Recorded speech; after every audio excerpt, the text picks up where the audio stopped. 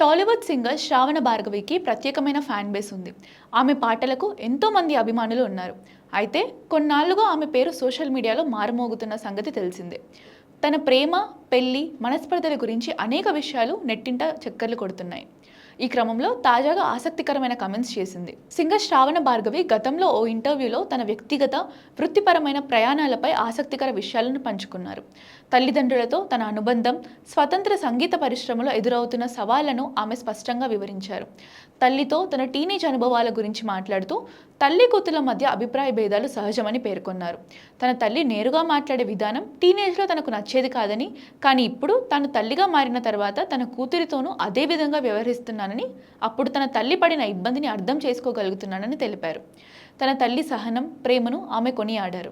తండ్రితో తన అనుబంధం 20 ఏళ్లు దాటిన తర్వాత మరింత స్నేహపూర్వకంగా మారిందని చెప్పారు. తండ్రి ప్రేమను ఖరీదైన వస్తువులు కొని ఇవ్వడం ద్వారా వ్యక్తపరిచేవారని, అప్పుడు దానిని కఠినంగా భావించినప్పటికీ ఇప్పుడు అది ఆయన ప్రేమను చూపించే విధానమని గ్రహించారని అన్నారు. తెలుగు సంగీత పరిశ్రమలో స్వతంత్ర మ్యూజిక్ లేబుల్స్ లేకపోవడం వల్ల ఎదురవుతున్న సమస్యలపై శ్రావణ భార్గవి ప్రధానంగా దృష్టి సారించారు.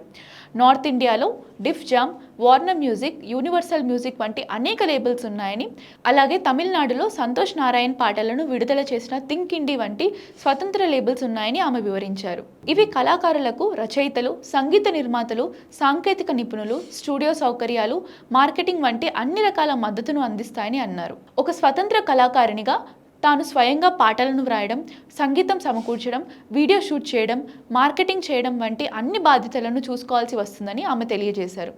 ఒక లేబుల్ ఉంటే అది కళాకారుడి కెరీర్ని ఉన్నత స్థాయికి తీసుకెళ్లగలదని ఆమె అభిప్రాయపడ్డారు.